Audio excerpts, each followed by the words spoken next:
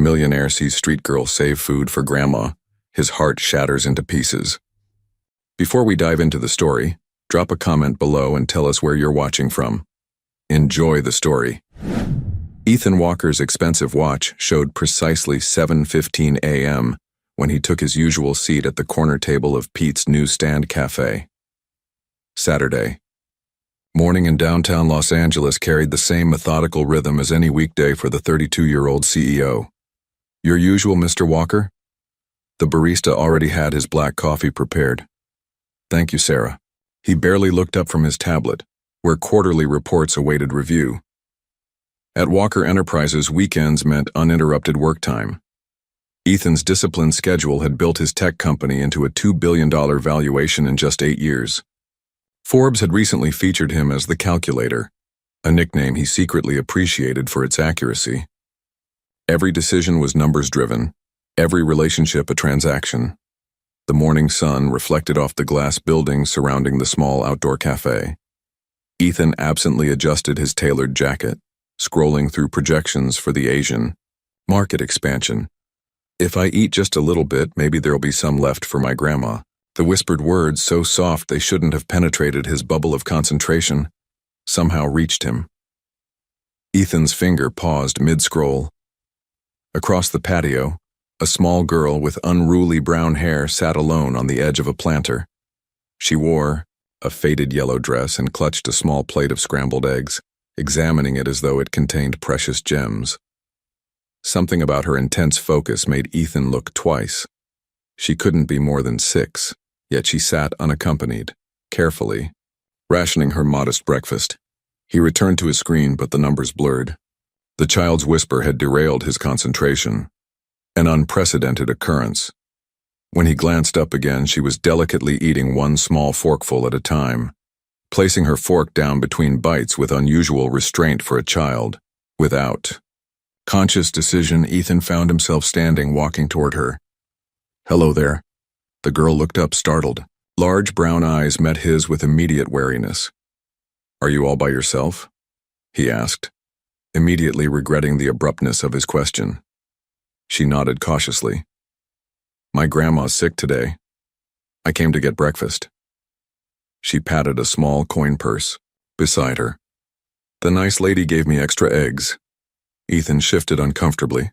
Children weren't part of his expertise. "Is your grandma nearby?" 3 blocks that way." She pointed vaguely eastward. "But I know the way. I'm very responsible." The pride in her voice contrasted sharply with the gravity of a 6-year-old navigating the city alone. "I'm Emily," she offered unexpectedly. "I'm Ethan." He found himself sitting on the planter beside her. "Those eggs look good, but they might not be enough for both you and your grandma." Emily's face fell. "I know. But it's better than nothing." Something unfamiliar twisted in Ethan's chest, an emotion he couldn't immediately categorize. "How about this?" he heard himself saying. "What if we get some more food to take to your grandma? Would that be okay?" Emily studied him with surprising intensity for a child. "My grandma says not to accept things from strangers. Your grandma is very wise." Ethan nodded seriously. "But I'm not a stranger anymore. I'm Ethan, remember? And you're Emily." A small smile formed on her lips. "That's true, and Grandma is really hungry." As Emily carefully wrapped her remaining eggs in a napkin, Ethan realized his schedule for the day had just changed completely. The morning sun warmed Emily's small face as she led Ethan east from the cafe. Despite her size, she walked with purpose, occasionally glancing back to ensure he followed. "This way, Mr. Ethan," she instructed, pointing to a narrow street lined with small shops just waking up for the day. Ethan checked his phone. 14 missed notifications already. Margaret, his executive assistant, had texted 3 times about the investor meeting on Monday. He silenced the device and slipped it into his pocket. "My grandma sells flowers over there sometimes," Emily said, pointing to a small plaza where a few vendors were setting up stalls. "But not when she's sick. She makes the prettiest bouquets in Los Angeles." "I'm sure she does," Ethan replied, surprised by his own gentleness. He typically dispensed with small talk, valuing efficiency above social niceties. "What's your favorite food, Emily?" he asked as they waited at a crosswalk. She considered this question with endearing seriousness. "Ice cream," she finally declared, "but not just any ice cream. Vanilla with rainbow sprinkles." "Not chocolate?" "Most kids like chocolate. Vanilla is elegant," she stated with authority, leaving Ethan to wonder which cooking show had taught her that word. They stopped at a small grocery where Ethan purchased bread, soup, fruit, and pre-made sandwiches. Emily insisted on carrying the lightest bag, her small face determined as she balanced it carefully. "Maybe we should get her medicine too," Emily suggested. "Her cough sounds like this." She demonstrated a concerning wheeze that made Ethan frown. "How long has she been sick?" "A long time, but she says it's just a cold." They added cold medicine to their purchases. As they neared a small ice cream cart, Emily's pace slowed, her eyes lingering on the colorful display. "Would you like some ice cream?" Ethan asked. Emily's eyes widened. "Now, before lunch? Special circumstances call for special measures," he said, surprising himself with this departure from order and routine. Minutes later, they sat on a bench, Emily savoring her vanilla cone with rainbow sprinkles, while Ethan watched, his untouched coffee ice cream melting slightly in the warmth. "You should eat yours before it melts," she advised seriously. "That's what Grandma always says, don't waste good things." Ethan took a bite, realizing he couldn't remember the last time he'd eaten ice cream. Probably in college before the startup consumed his life. "It's good," he admitted, finding unexpected pleasure in the simple treat. Emily nodded knowingly. Ice cream makes everything better, even sad days. As they resumed walking, Emily's small hand found his, a gesture so natural, he didn't think to question it. They turned into a neighborhood of modest apartment buildings, some with small container gardens on balconies and children's toys visible through windows. "We're almost there," Emily announced as they approached a blue building with a small but well-tended patch of flowers by the entrance. "Grandma lives on the 3rd floor." Climbing the stairs, Ethan felt an unexpected nervousness. What was he doing here, following a child he'd just met to deliver groceries? This spontaneity was entirely out of character.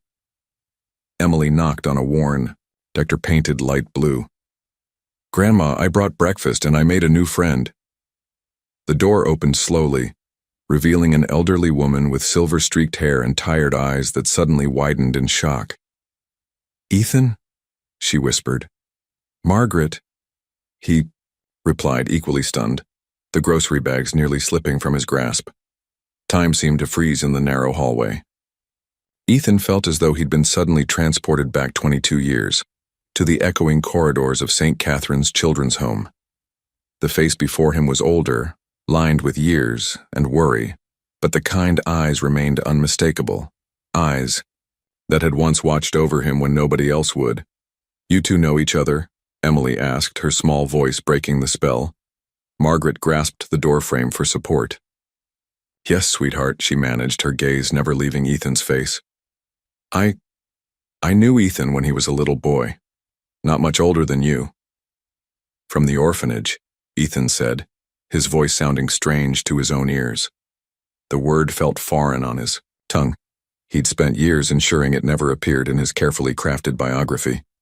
Emily's eyes widened. "Grandma worked at an orphanage? With kids who didn't have mommies and daddies?" Margaret nodded slowly, then stepped back. "Please come in. Don't stand in the hallway." The apartment was small but impeccably kept. Cheerful curtains framed the windows, and Emily's artwork decorated the walls. The furniture was obviously second-hand but had been lovingly maintained. It felt more like a home than Ethan's sterile penthouse ever had. "I brought some food," Ethan said lamely, lifting the bags. "Emily was hungry and she mentioned you weren't feeling well." "Emily," Margaret's voice sharpened slightly, "did you go all the way to the cafe by yourself again, after I specifically asked you not to?" The little girl studied her shoes. "You were coughing a lot in your sleep, and there wasn't any bread left." Margaret closed her eyes briefly, torn between concern and understanding. "We'll discuss this later." She turned to Ethan, uncertainty clouding her features. I don't know what to say. After all these years. You disappeared, Ethan said, the words escaping before he could filter them. One day you were there, and the next, nothing. Not even goodbye. Margaret flinched. I wanted to explain. Can I have a sandwich, Grandma? Emily interrupted, unaware of the tension. Mr. Ethan bought turkey and cheese, my favorite. The moment broke. Margaret smiled weakly at her granddaughter. Of course, sweetheart. Let's put these groceries away first. As Margaret moved toward the small kitchen, Ethan noticed her occasional cough and the careful way she moved as if conserving energy. She was ill. More than just a cold, he suspected. Emily chatted happily as she helped unpack, oblivious to the charged silence between the adults. Ethan's mind raced through memories. Margaret's bedtime stories in the orphanage, her special pancakes on Sundays, the way she'd remembered every child's birthday when no one else did. I can explain, Margaret said quietly when Emily went to wash her hands, though I don't expect you to understand. They told me you'd resigned, Ethan replied, keeping his voice level. That you'd found a better opportunity. A bitter smile crossed Margaret's face. Is that what they said? I was fired, Ethan. Budget cuts. They gave me 24 hours to leave the staff housing. But you didn't say goodbye. To any of us. Margaret's eyes glistened. They wouldn't let me. Said it would disrupt the children's routine. As if vanishing would somehow be better. Before Ethan could respond, Emily returned, proudly carrying plates to the small table. Mr. Ethan is staying for lunch, right? She asked, setting a third place without waiting for an answer. Ethan glanced at Margaret, who gave a slight nod. I'd be honored, he said, surprising himself with how much he meant it. The sandwich tasted better than anything Ethan had eaten at the five-star restaurants he frequented. Perhaps it was the company. Emily dominated the conversation, flitting between topics with childish abandon. Her school, her friends, the stray cat that visited their window sometimes. Margaret spoke little, occasionally dabbing at her nose with a tissue. Her cough was concerning, a deep rattle that suggested something more serious than a cold. Why are you working today, Mr. Ethan? Emily asked suddenly. Grandma says Saturday is for fun, not work. Some people don't know how to have fun, Margaret said softly, her eyes meeting Ethan's with a knowing look. I've always enjoyed working, Ethan replied defensively. Even when you were little? Emily pressed. Ethan paused, caught off guard. Had he enjoyed anything as a child? Before the tech company, before business school, even before the foster family that eventually took him in, what had brought him joy? He used to draw, Margaret said unexpectedly. Buildings, machines, quite impressive for a 9-year-old. Ethan stared at her, stunned that she remembered. When lunch ended, Emily insisted on showing Ethan her collection of rocks and seashells. As she led him to her tiny bedroom, Margaret cleared the dishes, waving away his offer to help. Emily's room was a child's sanctuary, walls covered with her artwork, a small shelf of worn but cherished books, and a bedspread featuring cartoon dolphins. Her collection sat proudly on the windowsill, each item labeled in wobbly handwriting. This one's from the beach, she explained, holding up a smooth stone. And this shell sounds like the ocean. She held it to his ear, watching expectantly until he nodded in confirmation. Returning to the living room, they found Margaret sitting wearily on the sofa, a hand pressed to her chest. Grandma? Emily's voice held immediate concern. Just tired. Sweetheart, Margaret assured her. Why don't you read for a bit while I talk with Mr. Ethan? Once Emily was settled with a book, Margaret turned to Ethan. I appreciate the food, but you didn't need to do that. It wasn't charity, he said quickly. Small smile crossed her lips. You always were proud, Margaret. He hesitated. Your cough sounds serious. Have you seen a doctor? She looked away. Healthcare is expensive when you're between jobs. Between jobs? The restaurant where I was head chef closed 3 months. Ego. Corporate buyout. Her hands, which Ethan remembered as always busy, cooking, mending, comforting, twisted in her lap. I've been selling flowers, taking odd catering jobs. It's temporary. Ethan reached for his wallet. Let me help for old time's sake. Margaret's expression hardened. I don't want your money, Ethan. It's just help, he insisted, pulling out his checkbook. You need medical attention. What I need is my dignity, she replied firmly.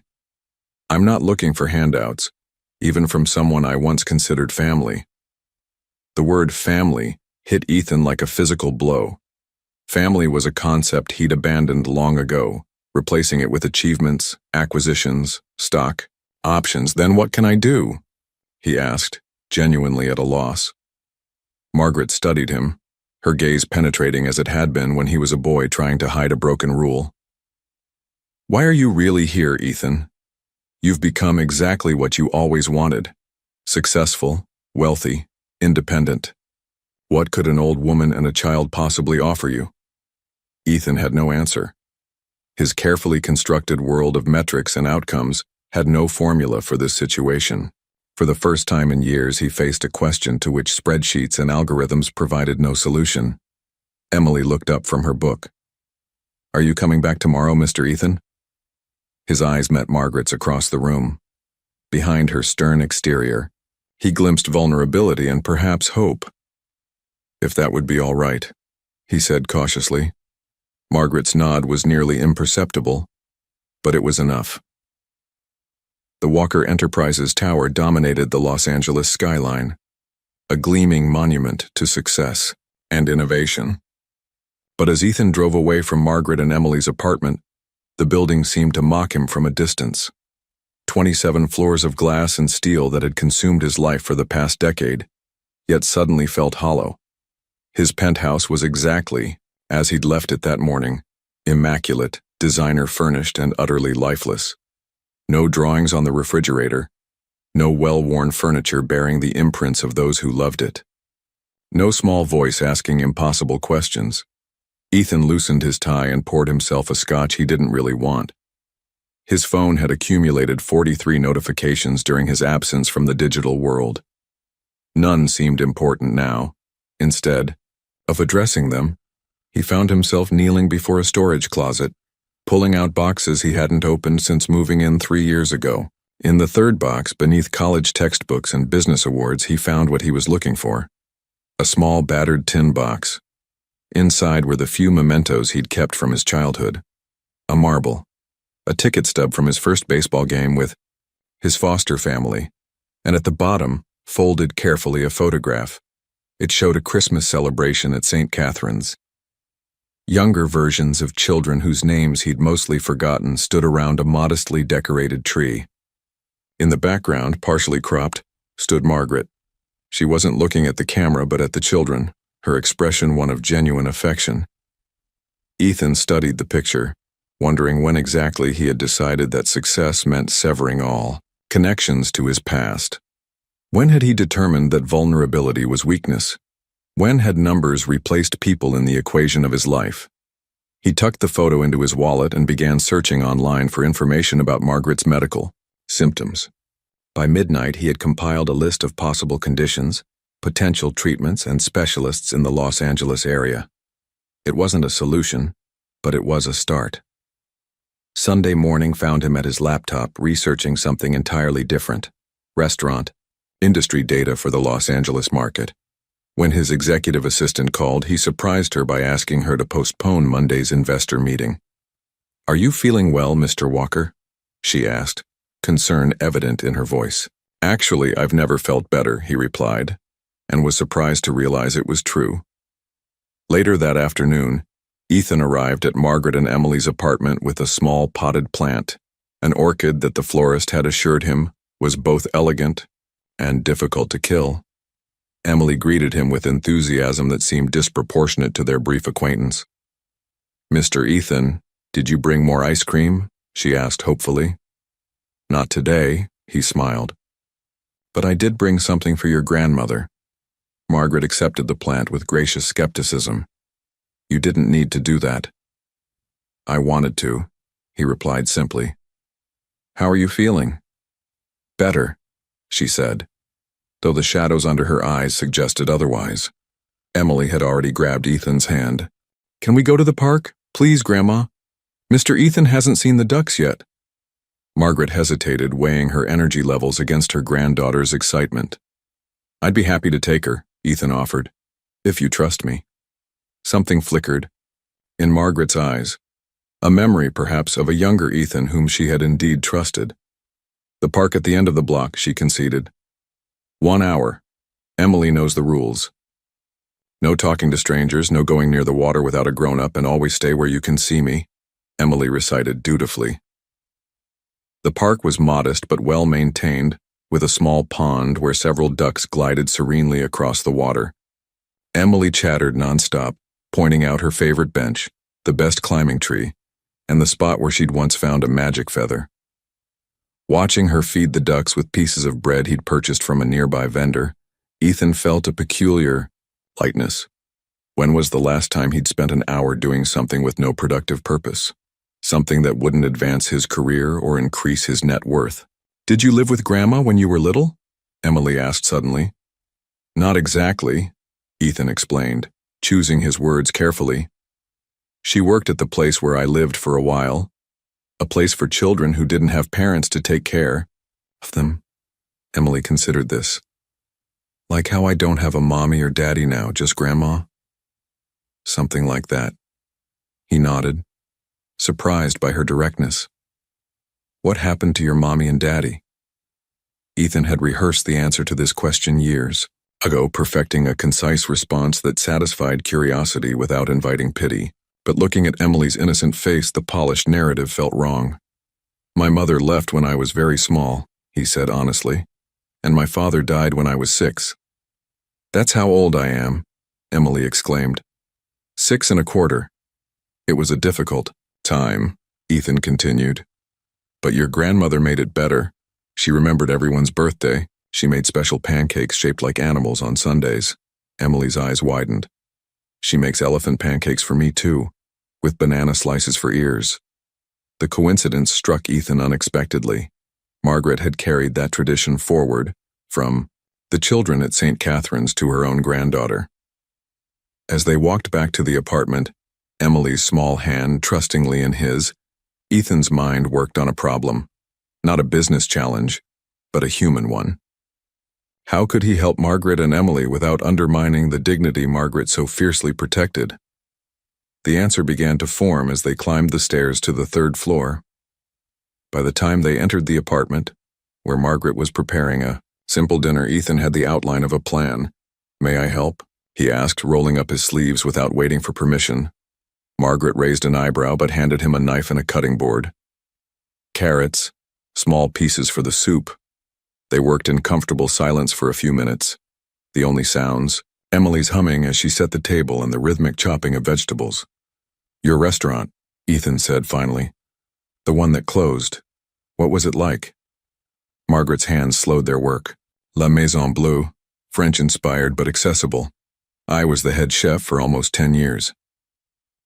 Was it successful? Before the corporate buyout? We had a loyal clientele, she said with quiet pride. Nothing fancy but good, honest food. People came back week after week. Ethan nodded, processing this information. There's a small commercial space for lease in the downtown arts district. It used to be a cafe, but the owner retired. The kitchen is already set up. Margaret gave him a sharp look. Why would that interest me? Because, Ethan said, choosing his words carefully, I've been thinking about diversifying my investments. Restaurant properties have good returns in the right location, but I don't know the first thing about running a restaurant. And I do, Margaret stated flatly. You do, he agreed. I provide the capital, you provide the expertise. A business partnership, not charity. Margaret set down her spoon, her expression unreadable. A partnership implies equal risk and equal reward. You'd be putting in sweat equity, Ethan countered. Your knowledge, your recipes, your management. I'd put in the financial investment. We split the profits. I'm 63, Ethan. Starting a restaurant is a young person's game.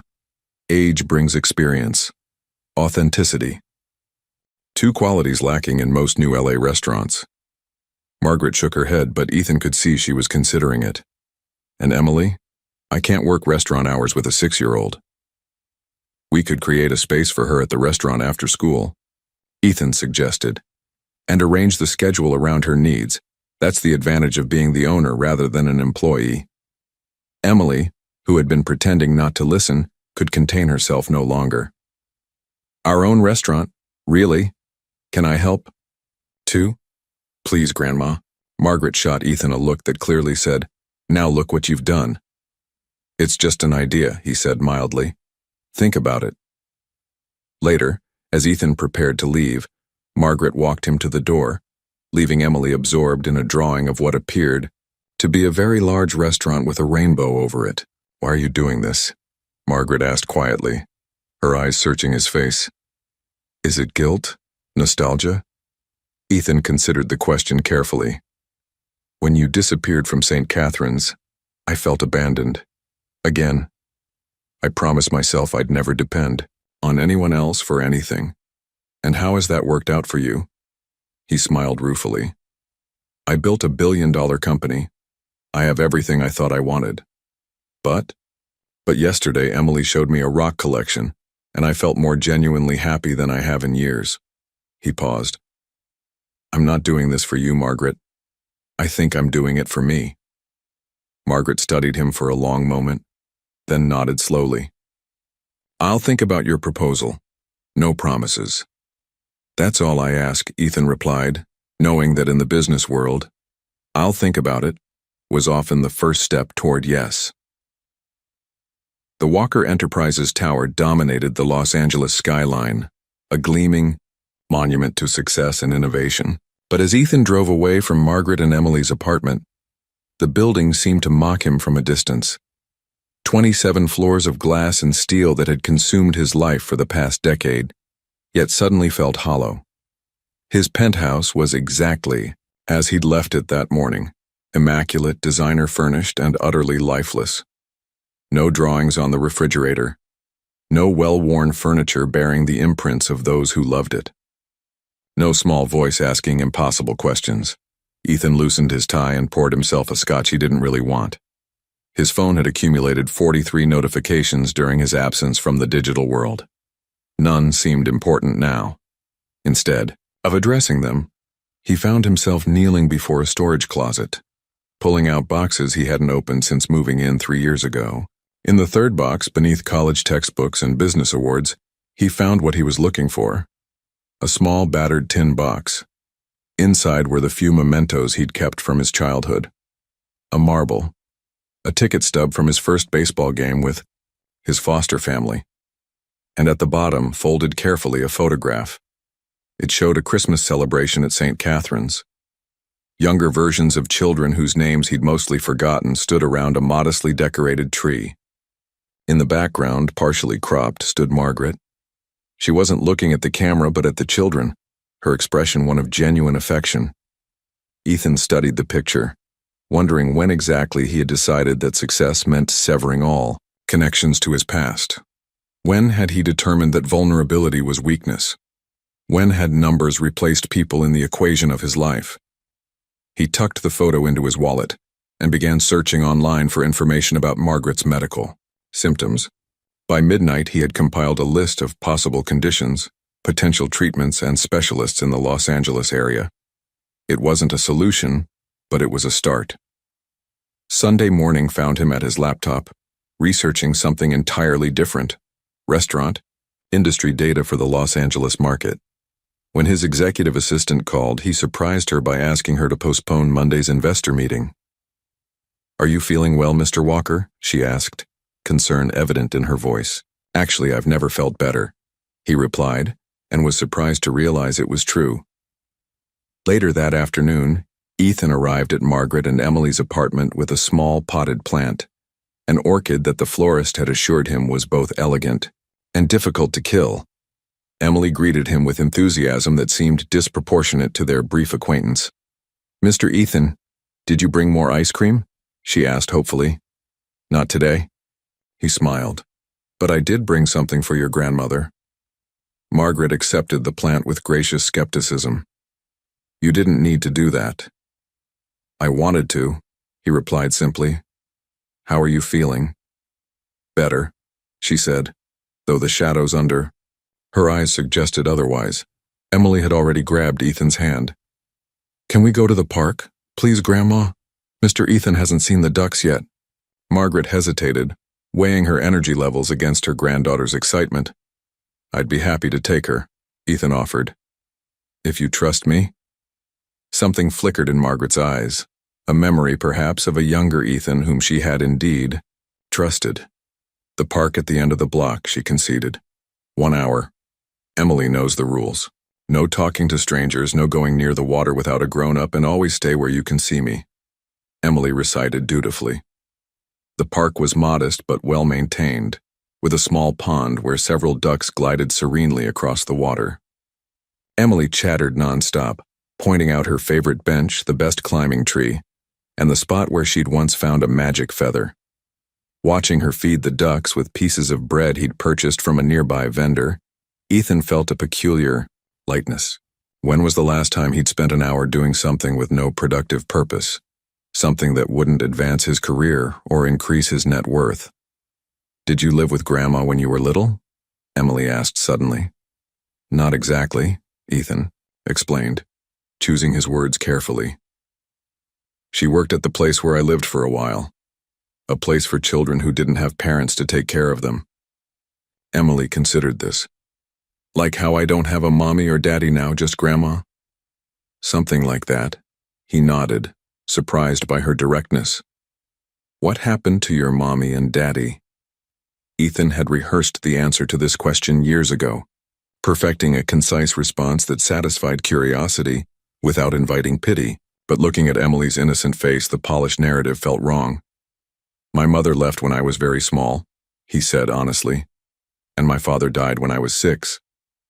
That's how old I am, Emily exclaimed. 6 1/4.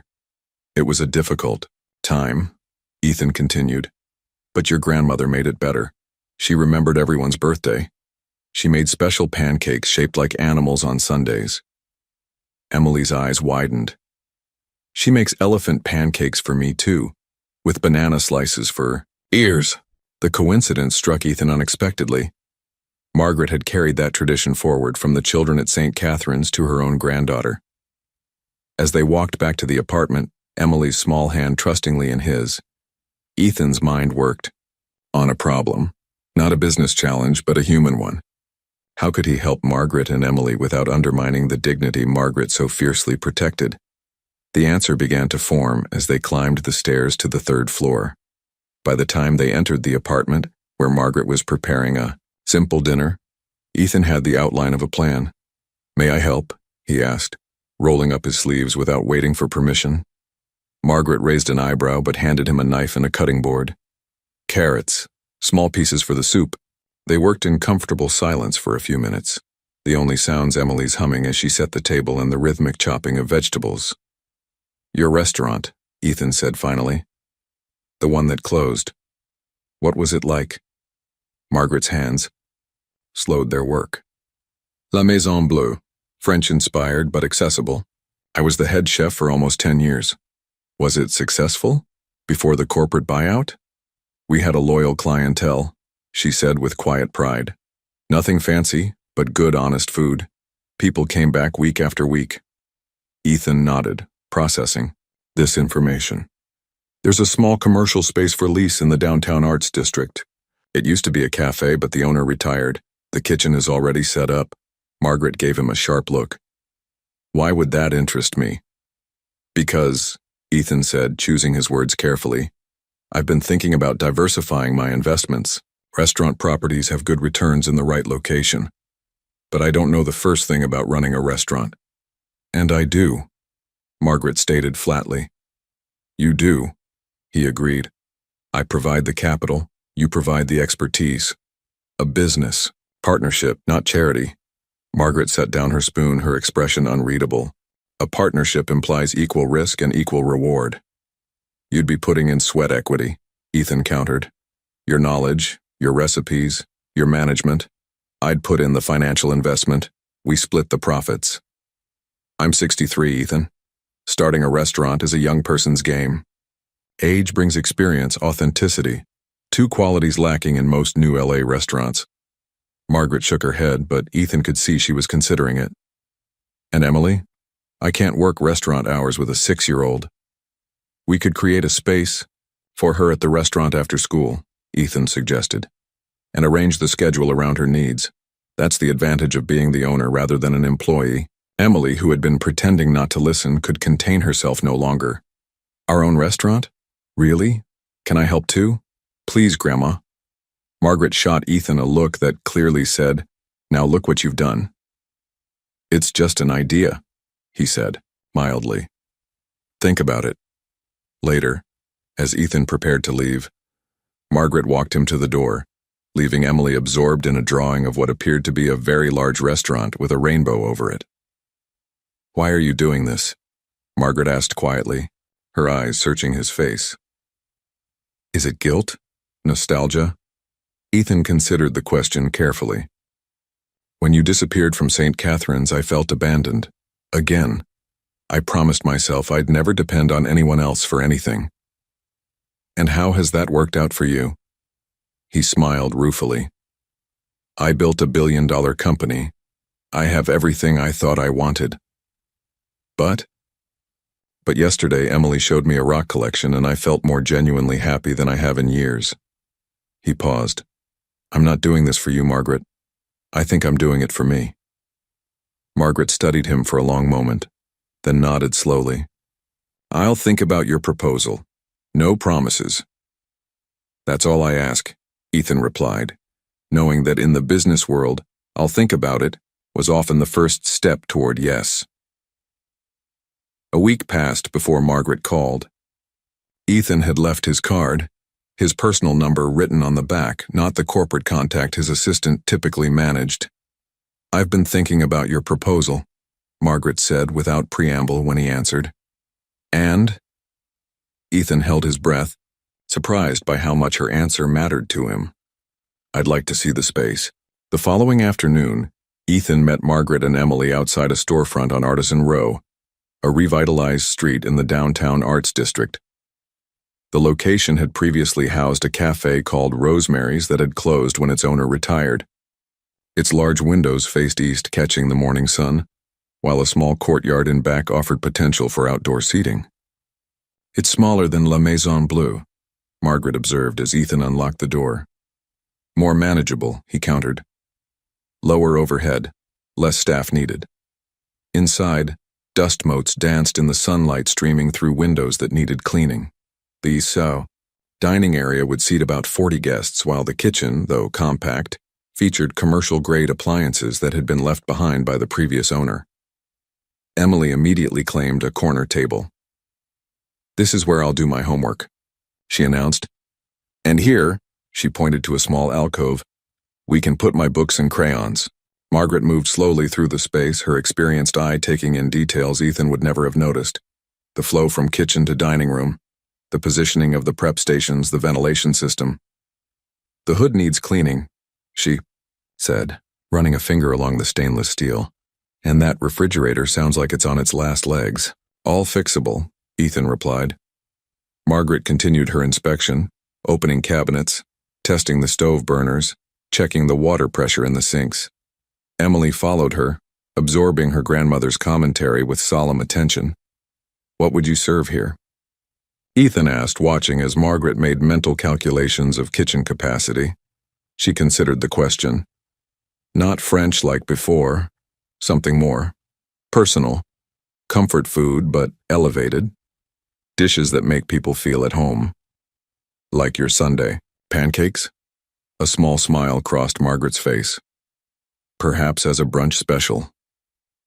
They spent nearly an hour in the empty restaurant, with Margaret noting necessary repairs and improvements. Emily had already begun decorating in her imagination, describing colorful curtains and flowers on every table. "We'd need to replace the flooring," Margaret said, pointing to worn tiles. "And repaint everything." Ethan made notes on his phone. "What else?" "The menu would be seasonal, rotating specials. We'd need to source from local suppliers for the best ingredients." Ethan nodded. recognizing that she was already thinking like an owner. When they finally stepped back outside, the afternoon sun was beginning to soften. Emily skipped ahead to examine a flower box outside the neighboring bookstore. "So?" Ethan asked. Margaret took a deep breath.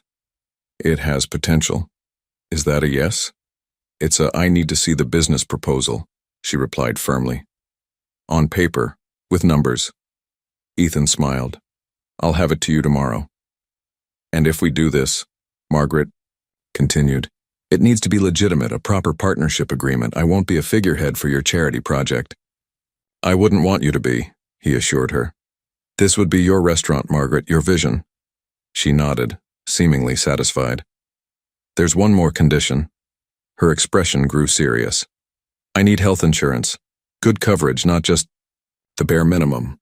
The request confirmed Ethan's suspicion that her health concerns were more serious than she'd admitted. "That won't be a problem." Emily returned, clutching a dandelion she'd found growing through a crack in the sidewalk. "Are we going to have the restaurant, Grandma?" The hope in her voice was unmistakable. Margaret exchanged a look with Ethan. "We're considering it, sweetheart." "Yay." Emily performed a small dance of celebration. "Can we call it Margaret and Emily's?" "We'll see," her grandmother replied, but Ethan noticed she didn't dismiss the idea outright. As they walked back toward the parking lot, Emily slipped her hand into Ethan's as naturally as if she'd been doing it for years. With her other hand holding Margaret's, they formed an unexpected chain that felt somehow right. "You know," Ethan said casually, "if we do this, I'll need your help with one more thing, Emily." "What?" she asked eagerly. "I've forgotten how to have fun. Do you think you could teach me?" Emily's resulting laughter echoed down the street, bright and clear in the afternoon sunshine. A sound, Ethan realized, that had been missing from his meticulously ordered world for far too long. 3. Weeks later, the transformation of the old cafe was well underway. The floors had been replaced, walls freshly painted in warm cream with dark blue accents. Colors Margaret had selected after considerable deliberation. Ethan found himself spending mornings at Walker Enterprises and afternoons at the restaurant site, often rolling up his sleeves to work alongside the contractors. Today he was helping install pendant lights over what would become the dining area. A little to the left, Margaret directed from below, her critical eye ensuring perfect placement. Since agreeing to the partnership, she had embraced the project with unexpected vigor. Her cough had improved following a visit to a pulmonologist, one of Ethan's non-negotiable conditions before signing their formal agreement. "Is this the light for table 6? Emily asked seriously, consulting the notebook where she recorded important restaurant business. Kindergarten was out for summer, and she'd appointed herself official project assistant. "That's right," Ethan confirmed, adjusting the fixture. "The one with the blue rim." The door chimed as a delivery arrived. Sample plates and bowls Margaret had ordered to test for durability and aesthetics. Emily rushed to inspect them, carefully unpacking each piece as if it were treasure. "Your executives keep calling," Margaret noted, glancing at Ethan's phone which buzzed with yet another message. "Don't you need to get back?" Ethan shrugged. "They can handle things, I've delegated." Margaret raised an eyebrow. "The Ethan I remember never delegated anything. Even as a 9-year-old, you insisted on tying your own shoes when they kept coming undone." "People change," he replied, though the observation made him smile. "Some things stay the same, though," Margaret mused. "You still frown when you're concentrating, and you still try to solve everyone's problems." Before Ethan could respond, Emily called them over. She'd arranged the sample dishes on a makeshift table, complete with paper napkins and plastic utensils. "Time for a pretend dinner," she announced. "Grandma's making her famous invisible soup and I'm the waitress." Margaret and Ethan exchanged amused glances before dutifully taking their seats at the table. "What's the soup of the day?" Ethan asked with exaggerated seriousness.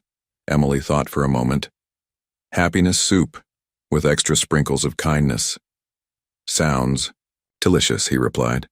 "I'll have a large bowl." As they played along with Emily's restaurant game, Ethan realized something unexpected. The dusty, half-renovated space already felt more like home than his immaculate penthouse ever had.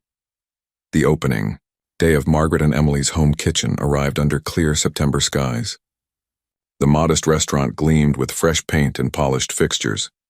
The menu, printed just yesterday, featured comfort foods elevated by Margaret's professional touch. Chicken pot pie with black truffle, macaroni and cheese with 3 artisanal cheeses, and of course, Sunday brunch pancakes shaped like elephants.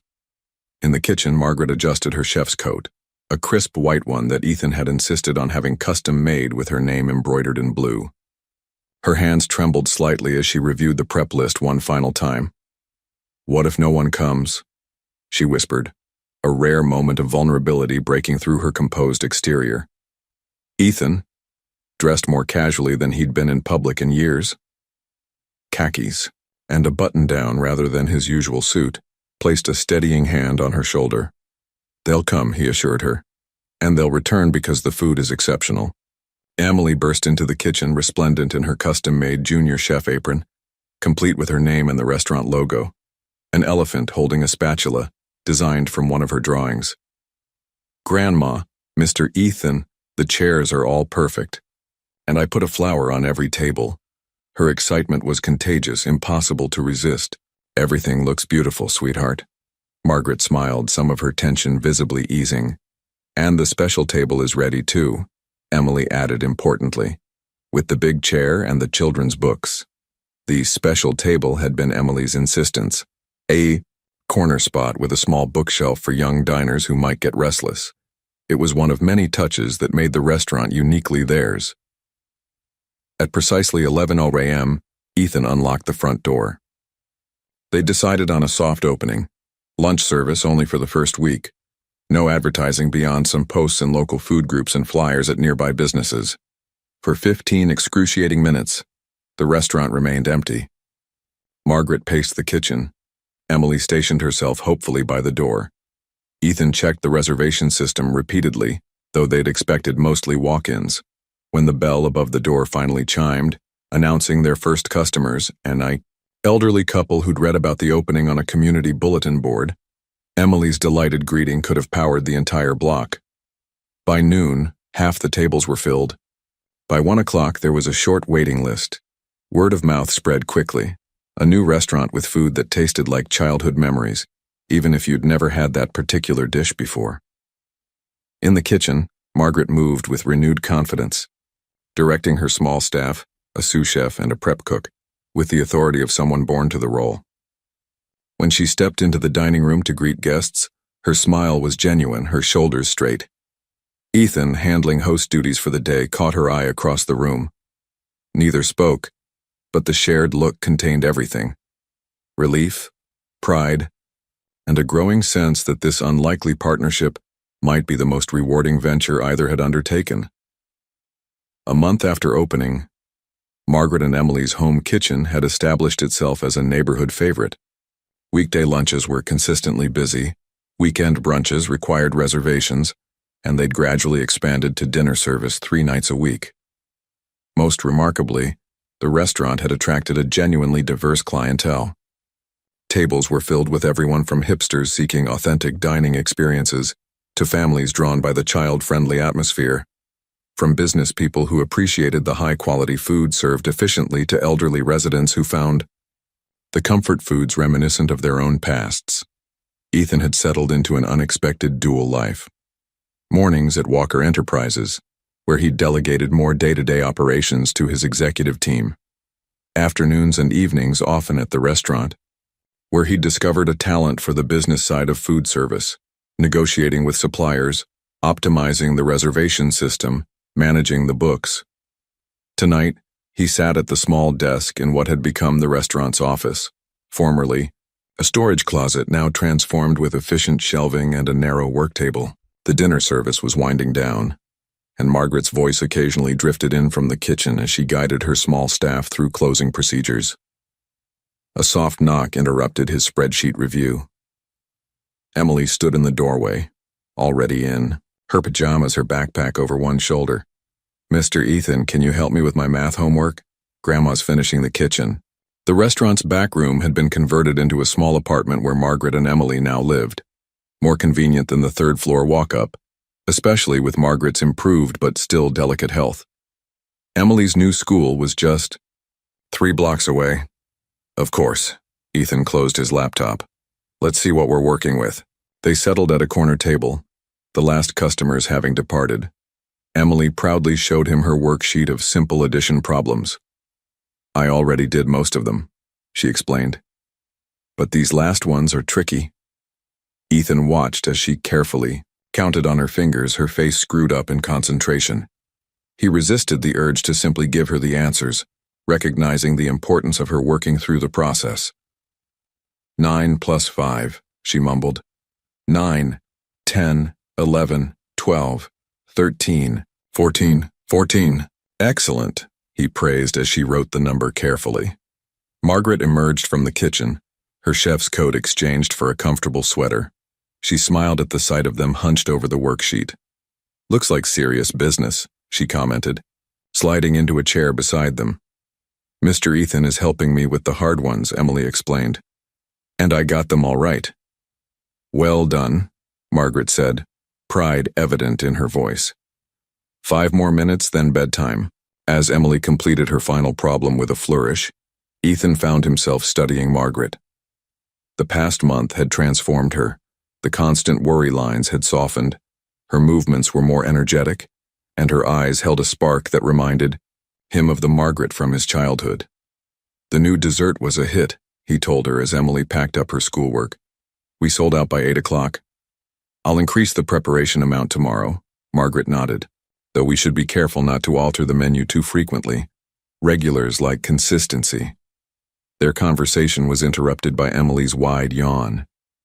That's definitely bedtime, Margaret declared. Say goodnight to Mr. Ethan. Emily gave him a quick, fierce hug that had become their nightly ritual. Good night, Mr. Ethan. Will you be here for breakfast? The question held weight beyond its simplicity. Ethan had started joining them occasionally for breakfast before school and work.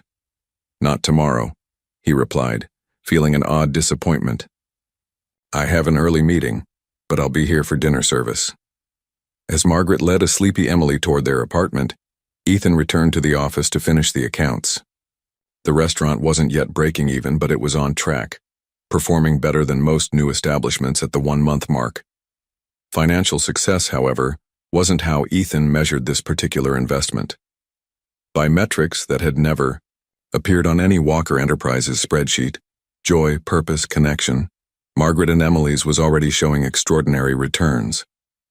Parent-Teacher Conference Day, read the notice Emily proudly presented to Margaret over breakfast.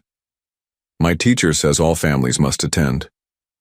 Margaret glanced at the paper, noting the date, just 2 days away, during the restaurant's busy lunch service. I'll make arrangements, she promised, though concern flickered across her face. Later that morning, as Margaret prepared for the day's service, she mentioned the conference to Ethan, who had stopped by with a new point-of-sale system he'd been researching. I'll need to adjust the schedule, she said, efficiently chopping herbs. Perhaps Lisa can cover the kitchen for an hour. Or I could go, Ethan offered without thinking. The words surprised him as much as Margaret, whose knife paused mid-chop. You? If that would help, he said, suddenly uncertain. Though I'm not. No, it would be wonderful, Margaret interrupted. Emily would be thrilled. She talks about you constantly at school. Her teacher probably thinks you're. She trailed off, but the implication hung in the air. Ethan had become a fixture in Emily's life, attending her school play, helping with homework, teaching her to use the calculator app on his phone. I'd be happy to, he confirmed, ignoring the strange flutter in his chest. Just send me the details. 2 days later, Ethan found himself sitting in a child-sized chair in Emily's brightly decorated classroom. The teacher, Ms. Winters, greeted him with a warm smile. Mr. Walker, I'm so glad to meet you. Emily talks about you all the time. All good things, I hope, he replied, feeling strangely nervous. Absolutely. She's quite proud of the restaurant. Her family runs. Family. The word resonated unexpectedly. Ethan didn't correct her assumption. Ms. Winters reviewed Emily's progress. Excellent in reading and art. Improving in math. Still working on raising her hand before speaking. She showed Ethan a family portrait Emily had drawn. 3 figures, labeled Grandma, me, and Mr. Ethan, standing in front of a building with our restaurant written above it. Emily has made remarkable progress socially, Ms. Winters noted. Earlier this year she was quite reserved. Now she's confident, engaged. The stability has clearly been beneficial. Stability. Another concept Ethan had rarely associated with himself. We're very proud of her, he heard himself saying. When the conference ended, Ethan found Emily waiting outside with a classroom aide, practically bouncing with excitement. Did Ms. Winters say I'm smart? She demanded immediately. Very smart, he confirmed. And creative. She showed me your drawing. Emily beamed, slipping her hand into his with familiar ease as they walked toward the car. Are we going to the restaurant now? Can I tell Grandma about my good report? Absolutely, Ethan agreed. I think this calls for a celebration dessert. As they drove, Emily chattered about her friends and projects, while Ethan found himself contemplating Ms. Winters' assumptions. He wasn't Emily's father, wasn't even technically family, yet somehow imperceptibly he'd begun filling a family-shaped role in her life. The realization should have triggered alarm, commitment, emotional entanglement, vulnerability. Instead, it felt remarkably right. At a stoplight, Emily suddenly asked, Mr. Ethan, do you live all alone in your big apartment? I do, he replied, startled by the question. She considered this, her brow furrowed in thought. Doesn't that get lonely? Sometimes, he admitted, surprising himself with his honesty. You could live closer to us, she suggested with a child's straightforward logic. Then you wouldn't have to drive so far every day. As they pulled up to the restaurant, Ethan found himself without a ready answer. 6 months ago, his modernist penthouse had seemed the perfect reflection of his success. Now measured against the warmth of Margaret's kitchen and Emily's innocent questions, it felt like an empty showcase rather than a home. Margaret greeted them at the service entrance, wiping her hands on her apron. How did it go? Mr. Ethan sat in the tiny chairs, Emily reported immediately, and Ms. Winters said I'm very smart. Margaret's eyes met Ethan's over Emily's head, silently asking for details. Flying colors, he confirmed with a smile. Though we should probably work on the hand-raising. We? Margaret repeated softly, a curious expression crossing her face. Yes, I suppose we should. The November evening brought an early chill to Los Angeles. The restaurant had closed for the night, and Ethan was finalizing next week's supply orders when his phone buzzed with a corporate emergency. A server had crashed, taking down the Walker Enterprises customer database. For the first time in his career, Ethan felt annoyed rather than energized by a crisis. He made the necessary calls, set his technical team in motion, then reluctantly told Margaret he needed to handle the situation personally. Of course, she nodded, understanding the responsibility he carried. We'll see you tomorrow. It took 17 hours to resolve the issue, requiring Ethan to work through the night and into the following day. By the time the system was restored, he had missed lunch service at the restaurant, the first time he'd been absent since opening day. Exhausted, he drove to Margaret and Emily's, rather than his penthouse, needing to see the place even if service was ending. The restaurant had become his touchstone, a reality check against the digital abstraction of his corporate world. He found Margaret sitting alone at a back table, staring at an envelope. Her expression stopped him cold. What's happened? He asked, all fatigue forgotten. Margaret looked up, momentarily startled from her thoughts. Carmen, she whispered. She's back. Carmen. Emily's mother. My daughter. Margaret's hands trembled as she held out the envelope. She left this with one of the servers today. Ethan took the envelope gingerly. Inside was a handwritten letter and a photograph of a younger woman with Emily's eyes and Margaret's determined jawline. The letter was straightforward but emotional. Carmen explained that she had left Emily because she was fleeing an abusive relationship. Her ex-partner had threatened to harm Emily to control her, so she'd made the heartbreaking choice to disappear, believing distance would keep her daughter safe. Now, with the man imprisoned for unrelated charges, she felt it was finally safe to return. "She's been watching us," Margaret said, her voice hollow. "She saw the restaurant, saw Emily, saw you. She thinks." Margaret couldn't finish, but Ethan understood. Carmen had observed him with Emily and drawn conclusions about his role in their lives. "What are you going to do?" he asked gently. "What can I do?" Margaret's voice broke. "She's Emily's mother. She has rights." "Does the letter say what she wants?" "To meet, to explain in person, to reconnect with Emily." Ethan sat beside her, processing the implications. "And you? What do you want?" "I want Emily to be happy," Margaret said immediately. "I want." She paused, gathering strength. "I want my daughter back. I never stopped loving her, even when I was so angry at her choices. But I'm terrified, Ethan. What if she takes Emily away? What if she disappears again?" The vulnerability in Margaret's voice struck Ethan deeply. This woman who had weathered so much, who had rebuilt her life from nothing, was facing her deepest fear. "We'll figure this out," he said firmly. "Together." "We?" Margaret looked at him, questions in her eyes. "Yes, we." Ethan took her hand, feeling the calluses from years of cooking, the strength beneath the trembling. "You're not alone in this, Margaret. But Carmen is Emily's mother and I'm someone who cares deeply about both of you," he interrupted. "Someone who isn't going anywhere." Margaret's eyes welled with tears. "What will we tell Emily? She barely remembers Carmen." "The truth," Ethan said simply. "As gently as we can. And then we'll take it one step at a time." As they sat in the quiet restaurant, hands clasped across the table, Ethan realized the corporate crisis that had seemed so urgent mere hours ago had faded to insignificance. This fragile, complicated human connection was what truly mattered. The choice to include himself in Margaret's "we" hadn't been calculated or considered. It had been instinctive, honest. Somewhere along the line, without formal agreement or declaration, they had indeed become a "we," a unit, a family of sorts. And families, Ethan was learning, stood together in crises. "Tomorrow," Margaret decided finally. "We'll tell her tomorrow. Will you be here?" "I'll be here," Ethan promised.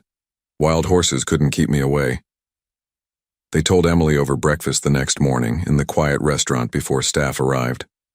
Margaret had barely slept, rehearsing what to say, while Ethan had arrived early, with a small stuffed elephant, comfort for whatever emotions might arise. "Emily, sweetheart," Margaret began carefully. "Do you remember when we've talked about your mother? About Carmen?" Emily nodded, spooning cereal into her mouth. "She had to go away when I was little." "That's right." Margaret glanced at Ethan, drawing strength from his presence. "Well, something wonderful and surprising has happened. Your mother has come back. She wants to see you." Emily's spoon froze midway to her mouth. "My mother? Like, my real mother?" "Yes, your birth mother," Margaret confirmed. "My daughter." Emily set down her spoon, her face scrunched in concentration. "Is she going to take me away?" The directness of the question caught both adults off guard. Margaret reached across the table, taking Emily's small hands in hers. "No, sweetheart, you will always live with me. But your mother wants to be part of your life again, if that's okay with you." Emily considered this with remarkable seriousness for a 6-year-old. "Does she know about the restaurant? And Mr. Ethan?" "She knows about the restaurant," Ethan answered, gently. "And she's seen me with you and your grandmother." "When will I see her?" Emily asked, her voice smaller now. "Today, if you'd like," Margaret said. "After school, she'll come here to the restaurant so you'll be somewhere familiar." Emily nodded slowly, then looked directly at Ethan. "Will you be here too?" Something tightened in Ethan's chest at the trust implied in that question. "If you want me to be." I do, Emily said with the absolute certainty children sometimes possess. Then, with the remarkable adaptability of young minds, she returned to her cereal. Can I wear my blue dress? The one with butterflies? Of course, Margaret agreed, relief evident in her voice. She exchanged a glance with Ethan, who reached under the table to squeeze her hand reassuringly. The morning proceeded with nervous anticipation. Margaret alternated between periods of intense kitchen focus and moments of distraction. Ethan handled the business tasks mechanically, his mind on the afternoon meeting. At 3:30, Emily returned from school, bouncing with a mixture of excitement and uncertainty in her butterfly dress. At 4, as arranged, a young woman with Emily's eyes and Margaret's determined jawline entered the restaurant. Carmen Phillips stood hesitantly by the door, clutching a small wrapped package, her gaze moving anxiously from Margaret to Ethan to Emily. The little girl stared back with open curiosity, from the safety of Margaret's side. "Hello, Emily," Carmen said softly. "I've missed you very much." The reunion had begun. The integration of Carmen into their lives proceeded cautiously. After the initial meeting, awkward but ultimately hopeful, a routine began to form. Carmen would visit Emily at the restaurant 3 afternoons a week, their time together carefully structured to build comfort and trust. Margaret watched these interactions with a mixture of hope and apprehension, her joy at having her daughter, back tempered by fear of losing Emily. Carmen seemed changed, more mature, less impulsive than the young woman who had disappeared 3 years ago. But trust, once broken, rebuilds slowly. Ethan found himself in the unexpected role of facilitator. His natural talent for negotiation and problem-solving created a bridge between Margaret's protective caution and Carmen's eager desire to reconnect with her daughter. "She's good with Emily," Ethan observed one evening as he and Margaret watched. Through the kitchen pass-through, Carmen was teaching Emily to make origami swans at one of the back tables, their heads bent together in concentration. "She always was," Margaret admitted.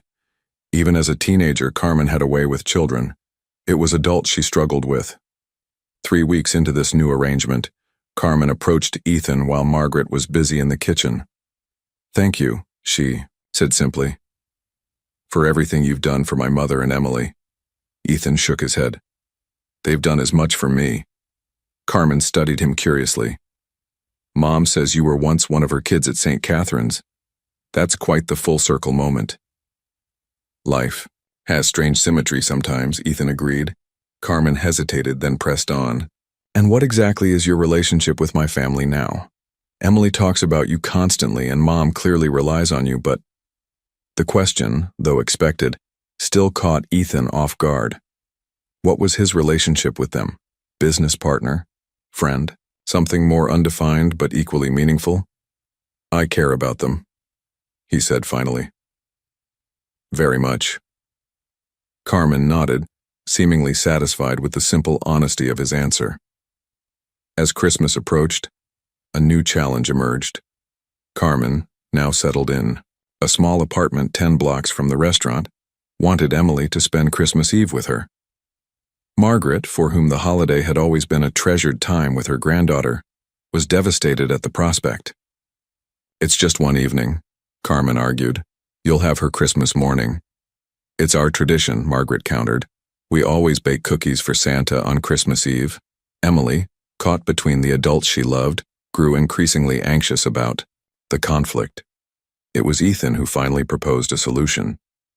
"What if we all spend Christmas Eve together?" he suggested. "At the restaurant. We could close early, have a private celebration.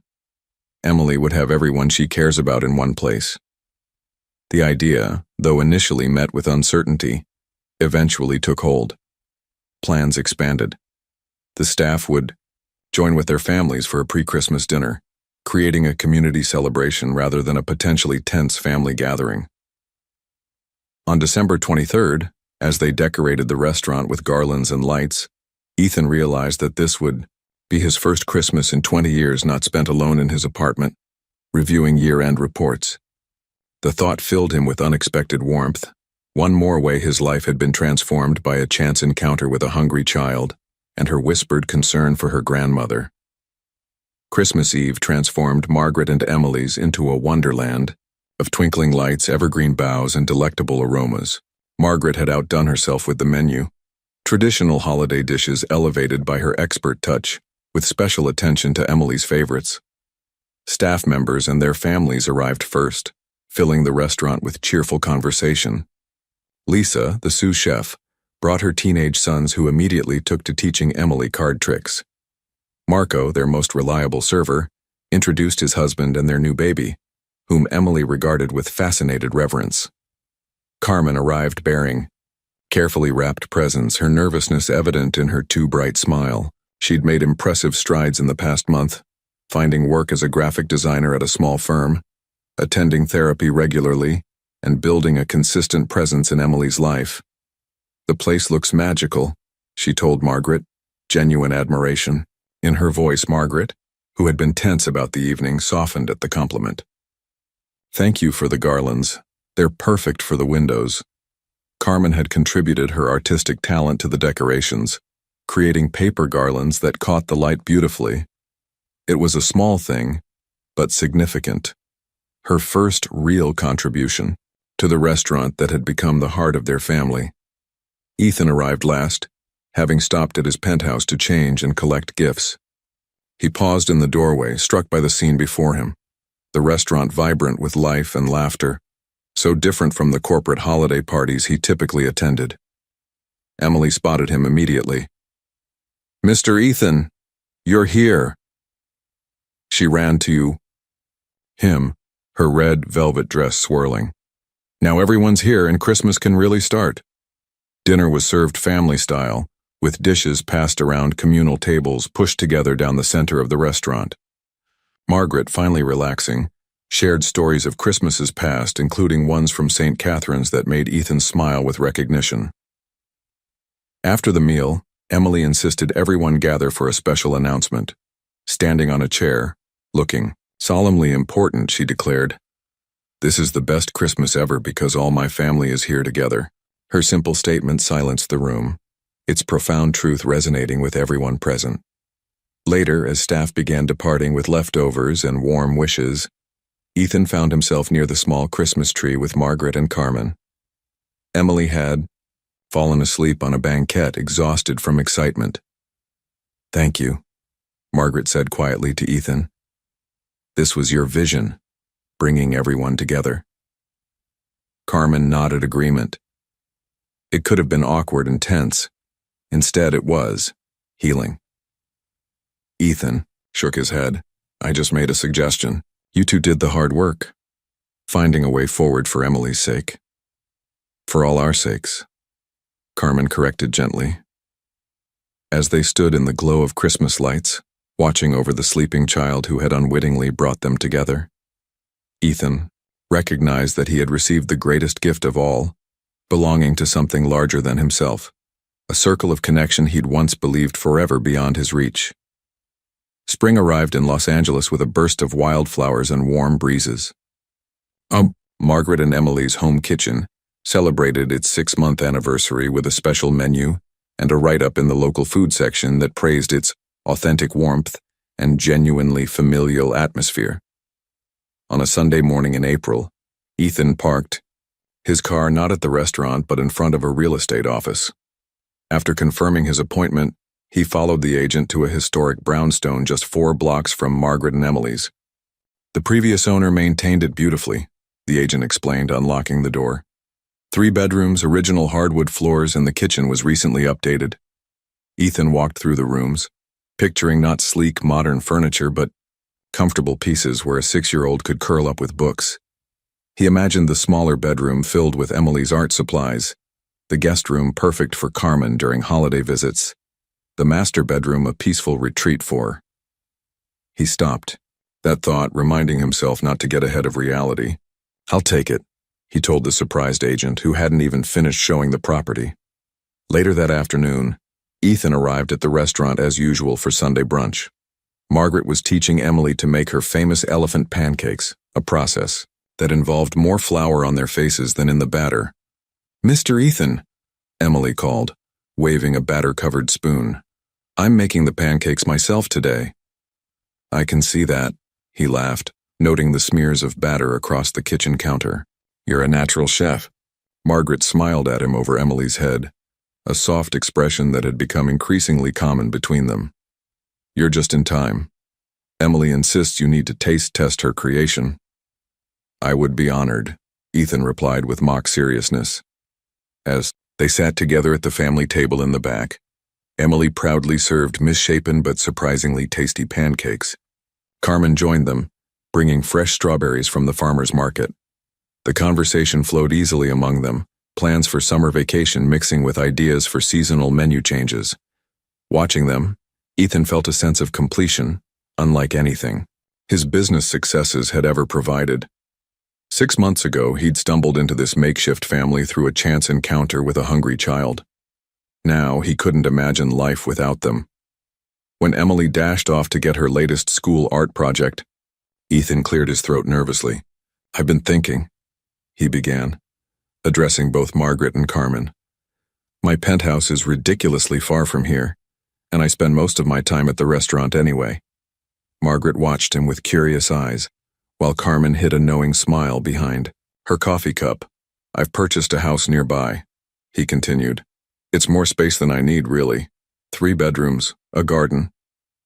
He trailed off, suddenly uncertain. Margaret reached across the table, taking his hand. Are you asking what I think you're asking, Ethan? I'm asking if you might consider a new arrangement. All of us. A real home. Carmen discreetly excused herself as Margaret's eyes filled with tears. You know, Margaret said softly. For someone so successful in business, you're remarkably indirect about personal matters. Ethan laughed, a weight lifting from his chest. Is that a yes? It's a we should tell Emily together, Margaret replied, squeezing his hand. As Emily returned, sketchbook in hand, Ethan realized the most valuable investment he'd ever made wasn't in tech stocks or restaurant properties. It was in the simple, profound currency of love, a whispered concern for someone hungry and the courage to listen when it mattered most.